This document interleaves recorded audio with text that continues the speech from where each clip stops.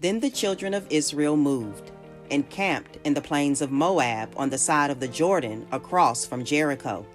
Now Balak, the son of Zippor, saw all that Israel had done to the Amorites. And Moab was exceedingly afraid of the people because they were many. And Moab was sick with dread because of the children of Israel. So Moab said to the elders of Midian, "Now this company will lick up everything around us, as an ox licks up the grass of the field." And Balak, the son of Zippor, was king of the Moabites at that time.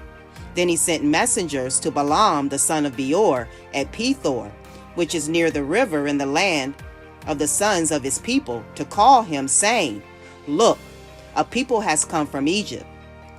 See, they cover the face of the earth, and are settling next to me.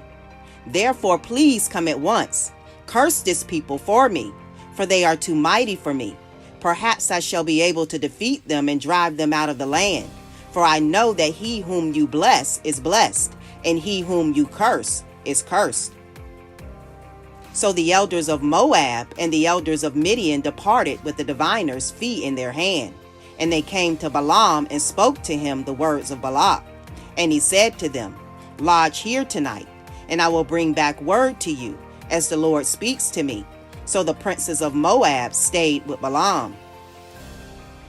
Then God came to Balaam and said, "Who are these men with you?" So Balaam said to God, "Balak the son of Zippor, king of Moab, he sent to me, saying, 'Look, a people has come out of Egypt, and they cover the face of the earth. Come now, curse them for me. Perhaps I shall be able to overpower them and drive them out." And God said to Balaam, "You shall not go with them. You shall not curse the people, for they are blessed." So Balaam rose in the morning and said to the princes of Balak, "Go back to your land, for the Lord has refused to give me permission to go with you." And the princes of Moab rose and went to Balak and said, "Balaam refuses to come with us." Then Balak again sent princes, more numerous and more honorable than they. And they came to Balaam and said to him, "Thus says Balak the son of Zippor, please let nothing hinder you from coming to me, for I will certainly honor you greatly, and I will do whatever you say to me. Therefore please come, curse this people for me." Then Balaam answered and said to the servants of Balak, "Though Balak were to give me his house full of silver and gold, I could not go beyond the word of the Lord my God to do less or more.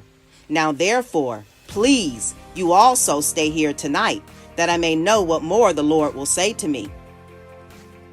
And God came to Balaam at night and said to him, "If the men come to call you, rise and go with them, but only the word which I speak to you, that you shall do." So Balaam rose in the morning, saddled his donkey, and went with the princes of Moab. Then God's anger was aroused because he went, and the angel of the Lord took his stand in the way as an adversary against him. And he was riding on his donkey, and his 2 servants were with him. Now the donkey saw the angel of the Lord standing in the way with his drawn sword in his hand. And the donkey turned aside out of the way and went into the field. So Balaam struck the donkey to turn him back onto the road. Then the angel of the Lord stood in a narrow path between the vineyards, with a wall on this side and a wall on that side. And when the donkey saw the angel of the Lord, she pushed herself against the wall and crushed Balaam's foot against the wall. So he struck her again. Then the angel of the Lord went further and stood in a narrow place where there was no way to turn either to the right hand or to the left. And when the donkey saw the angel of the Lord, she lay down under Balaam. So Balaam's anger was aroused, and he struck the donkey with his staff. Then the Lord opened the mouth of the donkey, and she said to Balaam, "What have I done to you, that you have struck me these 3 times?" And Balaam said to the donkey, "Because you have abused me. I wish there were a sword in my hand, for now I would kill you." So the donkey said to Balaam, "Am I not your donkey in which you have ridden ever since I became yours to this day? Was I ever disposed to do this to you?" And he said, "No." Then the Lord opened Balaam's eyes, and he saw the angel of the Lord standing in the way with his drawn sword in his hand. And he bowed his head and fell flat on his face. And the angel of the Lord said to him, "Why have you struck your donkey these 3 times?" Behold, I have come out to stand against you, because your way is perverse before me. The donkey saw me and turned aside from me these 3 times. If she had not turned aside from me, surely I would have also have killed you by now, and let her live. And Balaam said to the angel of the Lord, I have sinned, for I did not know you stood in the way against me. Now therefore, if it displeases you, I will turn back.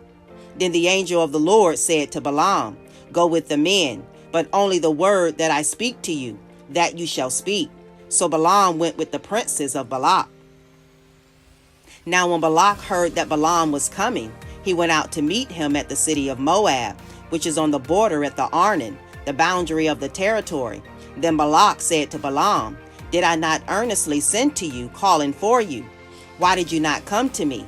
Am I not able to honor you? And Balaam said to Balak, Look, I have come to you. Now have I any power at all to say anything? The word that God puts in my mouth that I must speak.